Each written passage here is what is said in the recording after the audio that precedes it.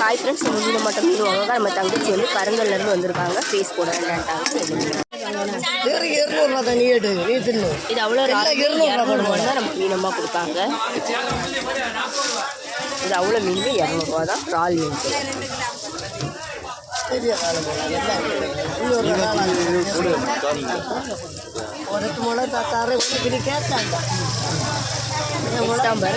போட்டுருக்காங்க.